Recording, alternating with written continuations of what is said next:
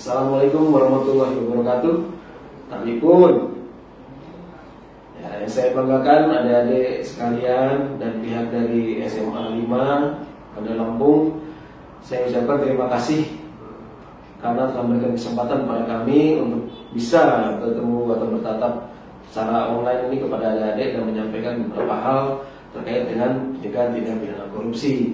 Saya Agus Aribowo, Kepala Seksi Penerangan Hukum Kejaksaan Tinggi Lampung, ingin menjelaskan beberapa hal materi tentang pencegahan korupsi sejak dini dan bisa berbagi bercerita dengan adik-adik sekalian di sekolah SMA ini.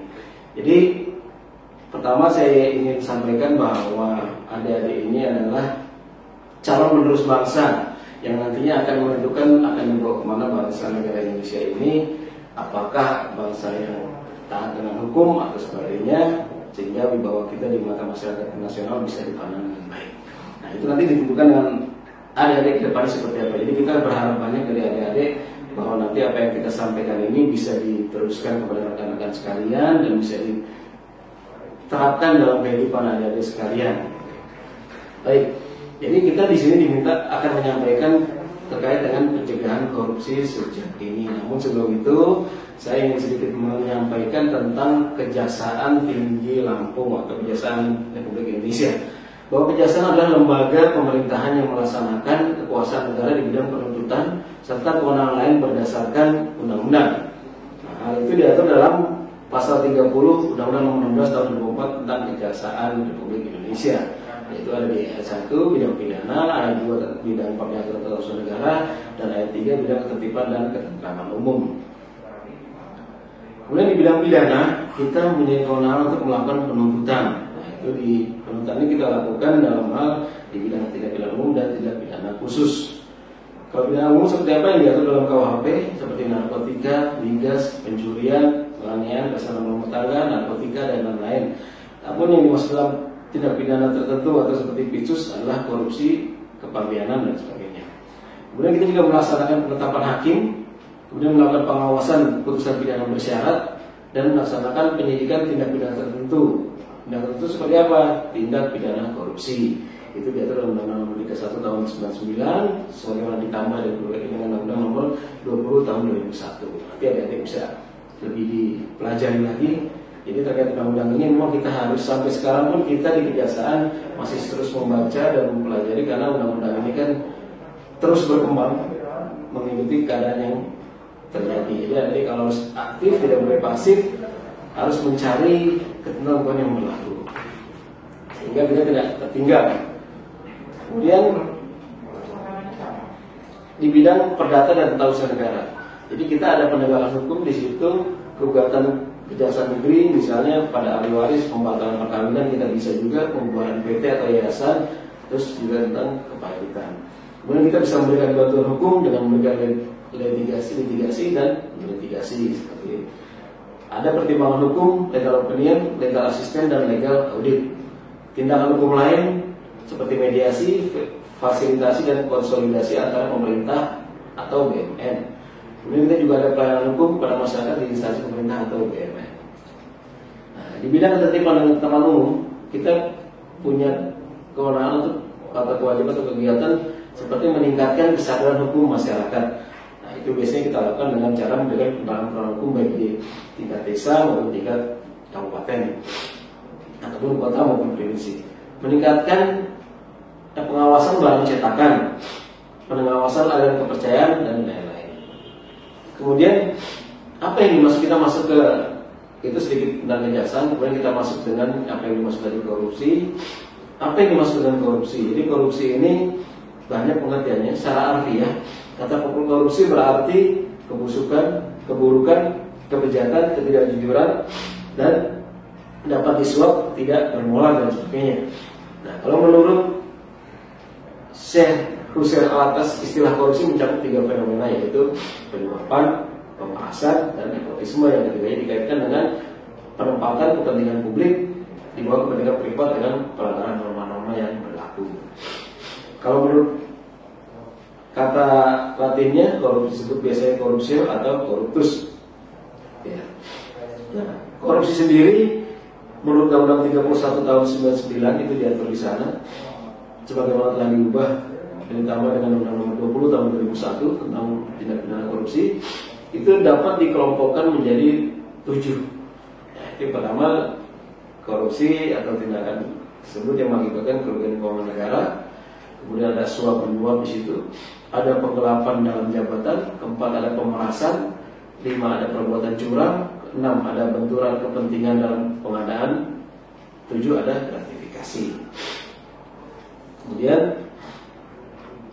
nah, dari hal-hal tersebut 7 tadi bisa kita lihat kalau kerugian keuangan negara itu diatur dalam pasal 2, pasal 3.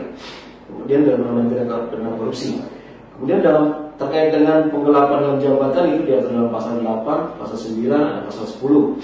Kemudian suap menyuap diatur dalam pasal 5, pasal 12, pasal 11, pasal 6, dan seterusnya. Kemudian ada pemerasan diatur dalam pasal 12 huruf E, pasal 12 huruf G, pasal 12 huruf F. Ada perbuatan curang diatur dalam pasal 7, pasal 12. Ada benturan kepentingan diatur dalam pasal 12 huruf I, ada gratifikasi yang diatur dalam pasal 12 huruf B, juga pasal 12 huruf C. Nanti adik-adik bisa lebih perdalam di undang-undang tentang tindak pidana korupsi tadi, seperti saya sebutkan. Nah, apa sih yang dimaksudkan? Seperti apa sih yang kerugian keuangan negara yang dimaksud tadi saya sampaikan? Bahwa setiap orang melawan hukum untuk memperkaya diri sendiri atau orang lain atau korporasi dan dapat merugikan keuangan negara itu tadi disampaikan dalam pasal 2 ayat 1. Itu pidana penjaranya seumur hidup atau pidana penjara paling singkat 4 tahun dan paling lama 20 tahun dan denda paling sedikit 200 juta dan paling banyak 1 miliar rupiah. Kemudian di pasal 2 ayat 2 dilakukan dalam keadaan tertentu maka dapat dipidana mati, dapat dijatuhkan terhadap pelakunya. Mau berat, cukup berat. Kemudian di pasal 3 juga ada dipidana dengan pidana penjara seumur hidup atau pidana penjara paling singkat 1 tahun, paling lama 20 tahun dan atau denda paling sedikit 350 juta rupiah dan paling banyak 1 miliar. Nah, termasuk dalam pengertian tadi disebutkan ada menyalahgunakan kewenangan, itu adalah tidak melaksanakan kewenangan seharusnya. Jadi setelah dia diberi kewenangan namun dia tidak laksanakan sebagai ketentuan, itu bisa dikatakan menyalahgunakan kewenangan. Kemudian menggunakan kewenangan yang tidak semestinya, melampaui batas wewenang yang diberikan, menggunakan wewenang menyimpang dari tujuan, penggunaan anggaran tidak sesuai peruntukan, mengambil keuntungan atas perbuatan bawahan berdasarkan inisiatif atasan. Maaf saya agak bilang. Kemudian ada yang kedua tadi suap menyuap. Menyuap ini juga banyak hal-hal yang bisa diatur di situ, seperti misalnya menyuap pegawai negeri, memberi hadiah kepada pegawai negeri karena jabatannya, pegawai negeri atau penyelenggara negara menerima suap, menyuap hakim, menyuap pengacara, hakim dan pengacara menerima suap, itu bagi penerimanya itu bisa dipidana masuk dalam kategori suap menyuap. Kemudian ada penggelapan dalam jabatan. Nah, ini maksudnya ada beberapa kategori seperti pegawai negeri menggelapkan uang atau membiarkan penggelapan. Jadi penjara pun bisa. Pegawai negeri memasukkan buku untuk pemeriksaan administrasi. Pegawai negeri merusakkan bukti. Pegawai negeri membiarkan orang lain merusakkan bukti. Pegawai negeri membantu orang lain merusakkan bukti. Itu pun bisa dipidana. Kemudian ada masuk kita pemerasan. Pegawai negeri dalam penyelenggara negara melakukan pemerasan, itu bisa dipidana. Pegawai negeri atau penyelenggara negara memeras pegawai negeri lain atau penyelenggara lain bisa dipidana. Kemudian ada lagi masuk di perbuatan curang. Nah, perbuatan curang ini lebih ditujukan kepada pemborong atau penyedia barang jasa pemerintah yang berbuat curang, pengawas proyek seperti pengadaan barang jasa mungkin yang ada di sini dengar, rekanan TNI Polri berbuat curang, pengawas rekanan TNI Polri berbuat curang, penerima barang TNI Polri dan perbuatan curang, atau pegawai negeri atau penyelenggara menyerobot tanah negara sehingga merugikan orang lain, itu bisa dikatakan perbuatan curang. Kemudian yang selanjutnya adalah benturan kepentingan dalam pengadaan. Nah, ini maksudnya adalah pegawai negeri atau penyelenggara negara serta dalam pengadaan yang diurusnya Pak. Jadi ikut campur situ itu tidak boleh. Kemudian yang selanjutnya adalah gratifikasi. Gratifikasi ini pegawai negeri atau penyelenggara negara menerima gratifikasi dan tidak melaporkan kepada KPK. Nah, melaporkan ada jangka waktunya di situ disebutkan dalam edaran KPK dalam jangka 1 bulan. Jadi setiap gratifikasi kepada pegawai negeri atau penyelenggara negara dianggap pemberian suap apabila berhubungan dengan jabatannya. Jadi kalau ada kita memberikan sesuatu, tapi kita ada kepentingan di balik pemberian tersebut, kita berharap bahwa yang menerima yang melakukan sesuatu untuk kita, itu bisa dikatakan sebagai gratifikasi. Kemudian, dan itu yang kita lakukan itu bertentangan dengan apa yang ada ketentuannya, itu jelas melanggar gitu, atau bertentangan dengan tugas-tugasnya gitu. Nah itu tidak boleh, itu disebut sebagai gratifikasi. Kemudian yang nilainya pemberian nilai di atas 10 juta atau lebih, pembuktian gratifikasi itu tersebut merupakan suap yang dilakukan oleh penerima gratifikasi. Jadi dia harus membuktikan bahwa itu bukan gratifikasi, ada itu gratifikasi, ada kewajiban ada di penerima. Tapi kalau nilainya kurang dari 10 juta, pembuktian ada di penuntut umum gitu ya. Kemudian gratifikasi bentuknya tidak selalu dalam bentuk uang, bisa juga dalam bentuk barang atau jasa lainnya. Misalnya selain uang ya, bisa bentuk barang, bisa bentuk komisi, bisa bentuk diskon, bisa bentuk pinjaman tanpa bunga, bentuk tiket perjalanan gratis misalnya, terus fasilitas penginapan gratis, perjalanan wisata, atau pengobatan cuma-cuma. Itu bentuk gratifikasi banyak sekali bentuknya, tapi diantaranya itu. Jadi dari pidana-pidana tadi yang disampaikan saya, gimana sih pidananya? Nah, jadi pidananya terhadap koruptor ini bisa dari pidana penjara, baik itu ada yang 5 tahun, 10 atau berapa tahun, ada sebelum itu ada sampai pidana mati, ada pidana. Nah, selain pidana badan bisa juga dikenakan pidana denda dan uang pengganti. Jadi selain pidana yang menjalani hukuman selama sekian tahun, juga dikenakan pidana denda dan uang pengganti berdasarkan perhitungan uang yang dinyatakan bahwa dia itu kerugian keuangan negara, dia harus mengganti. Bila tidak bisa mengganti, tentunya ada pidana subsidiar seperti kurungan, dia akan harus menjalani pidana kurungan. Jadi memang tidak main-main. Nah, untuk di Kejaksaan Tinggi Lampung sendiri, atau di Kejaksaan Negeri seluruh Indonesia, strategi memberantas korupsi itu kita bisa ada pencegahan dan penindakan. Jadi sebelum dilakukan penindakan kita ada namanya pencegahan. Nah, seperti apa sih penindakan yang dilakukan? Kita ada program kegiatan jasa masuk sekolah. Namun karena pandemi sekarang ada COVID, kita tidak boleh mengumpulkan atau tidak boleh bertatap langsung atau mengumpulkan masyarakat banyak atau siswa. Jadi kita kegiatan jasa masuk sekolah sementara kita bisa lakukan dengan terbatas melalui IT dan gitu ya. Kemudian bisa juga dilakukan seperti saat ini kita sampaikan, tidak bertemu langsung dengan adik-adik, tapi tanpa memulai rasa hormat kepada adik sekalian, kita menyampaikan hal ini. Kemudian kurikulum anti korupsi di sekolah-sekolah, ada kantin kejujuran, ada penyuluhan pertentangan hukum di tingkat desa atau kelurahan kecamatan, ada peningkatan fungsi pengawasan dan sebagainya. Nah, kalau penindakan sendiri, tadi saya sampaikan ada hukuman badan, ada pengembalian keuangan negara. Nah, jadi kalau memang kita lihat per kasusnya, jadi kalau memang itu bisa perlu dilakukan penindakan upaya pencegahan tidak dilakukan atau tidak masih dilakukan tindakan korupsi, kita lakukan penindakan. Nah, kemudian jadi prosedurnya seperti apa? Nah, prosedurnya nanti ada ini pengetahuan buat adik-adik juga. Kalau emang adik-adik menemukan, bisa menyampaikan kepada guru-guru atau menulis pada teman-temannya atau kepada keluarganya, bisa disampaikan, Pak ini nih menurut Pak Jaksa salah bukan gitu ya. Nanti kalau dia masih melakukan, ya siapapun bisa melaporkan kepada penegak hukum. Seperti apa caranya? Jadi masyarakat memberikan laporan kepada penyidik, di situ ada penegak hukum, di situ ada kepolisian, kejaksaan atau KPK seperti yang sudah tahu. Kemudian dari situ nanti dilakukan penuntutan oleh jasa pengacara, jasa penuntut umum, nanti proses persidangan dan dilakukan setelah putusan dilakukan eksekusi. Nah, peran serta masyarakat tadi diatur dalam, kalau sekarang diatur dalam peraturan pemerintah RI nomor 43 tahun 2018 tentang tata cara pelaksanaan peran serta masyarakat dan pemberian penghargaan dan pencegahan dan tindak korupsi, di mana dalam pasal 8 ayat 1 itu ditentukan laporan paling sedikit memuat identitas pelapor. Kemudian ada uraian mengenai fakta tentang dugaan telah terjadi tindak pidana korupsi. Kemudian di pasal 8 ayat 2-nya di peraturan pemerintah tersebut disertai dengan dokumen pendukung paling sedikit harus memuat fotokopi KTP atau identitas diri lain seperti tadi identitas pelapor. Kemudian dokumen atau keterangan yang terkait dengan dugaan tindak pidana korupsi yang dilaporkan. Jadi harus memberikan uraian atau dokumen.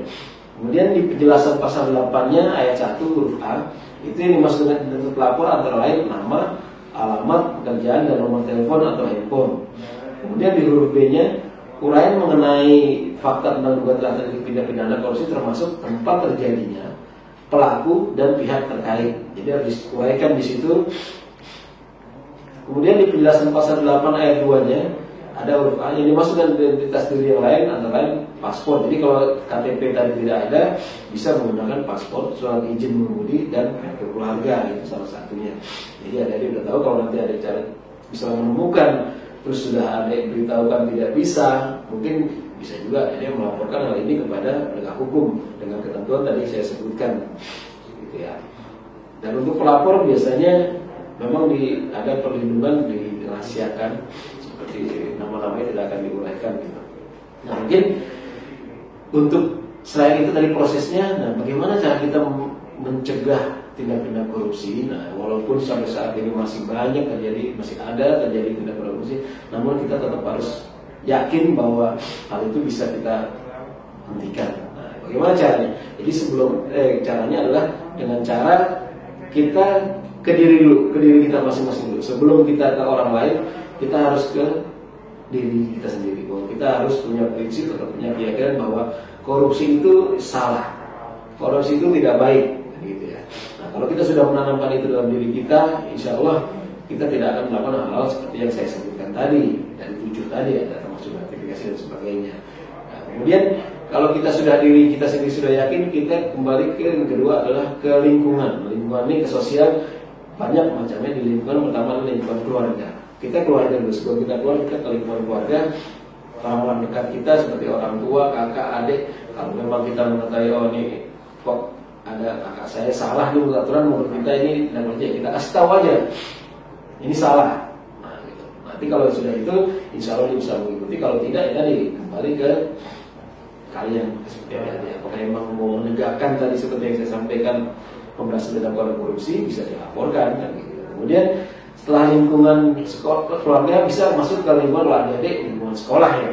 Nah di sekolah-sekolah ini kan termasuk sektor-sektor yang besar biayanya. Ada pembangunan di situ juga ada. Nah, nanti kalau adik-adik kan tentunya melihat bahwa sekolah ini ada pembangunan dan ada dana-dana yang dicarikan seperti BOS dan lainnya. Nah kalau adik-adik menemukan itu menurut adik-adik tidak sesuai dengan jumlah tugas ketentuan pelaksanaannya, adik-adik bisa menyampaikan kepada guru-gurunya dengan baik bahwa Pak ini tidak sesuai, Pak ini harusnya seperti ini, itu di lingkungan kita sekolah. Tapi kalau tadi sudah ada diberitahukan tapi tidak ditindaklanjuti, ya adik tadi bisa juga melaporkan kepada penegak hukum. Jadi selanjutnya tadi setelah di lingkungan rumah, di lingkungan sekolah, kemudian bisa di lingkungan bermasyarakat seperti tetangga. Nah itu kan biasanya di desa itu atau di lingkungan adik-adik mungkin ada pembangunan dilaksanakan, entah itu irigasi atau pembangunan gedung sekolah atau sebagainya macamnya. Nah itu juga ada bisa bantu memantau, bantu pemerintah, bantu penegak hukum menyampaikan bahwa memang ditemukan menurut adik-adik ada yang tidak sesuai, disampaikan kepada mereka. Gitu. Nanti kalau memang tidak ditindaklanjuti atau tidak dilakukan oleh mereka, menurut adik masih di lingkungan, adik bisa laporkan kepada penegak hukum tadi saya sampaikan. Kemudian di mana lagi selain itu di lingkungan kerja. Nanti kalau adik-adik atau keluarga misalnya yang sudah bekerja, itu pun bisa seperti itu. Tapi kembali tadi dari diri kita sendiri dulu. Ya, kalau sudah baru ke pihak lain. Nah, mudah-mudahan harapan kita adik-adik sebagai penerus bangsa bisa membantu kami, pemerintah atau penegak hukum dalam melakukan pemberantasan tindak pidana korupsi. Ya tadi tidak usah perlu terlalu lebar, mungkin dari hal yang kecil dulu, dari lingkungan keluarga, saya sampaikan lingkungan sekolah, lingkungan tetangga, lingkungan kerja dan sebagainya. Nah, kita harapkan mungkin itu yang bisa kita sampaikan. Nanti kalau ada yang memang masih ada pertanyaan atau sebagainya macam untuk penjelasan lebih lanjut, ada ini bisa lihat di website milik Kejaksaan Tinggi Lampung atau media sosial milik Kejaksaan Tinggi Lampung, atau ada yang bisa juga datang langsung ke kita ke Kejaksaan Tinggi Lampung. Di situ kita ada bagian pelayanan hukum, ada PTSP atau pelayanan terpadu satu pintu. Nanti di situ ada bisa konsultasi gratis, tidak dipungut biaya. Jadi bisa konsultasi baik itu tentang korupsi atau tentang hukum pidana lainnya, silakan saja. Jadi pesan kami, mari kita bersihkan hati, tegakkan integritas, kerja profesional untuk Indonesia hebat, terus bergerak dan berkarya. Terima kasih. Semoga bermanfaat.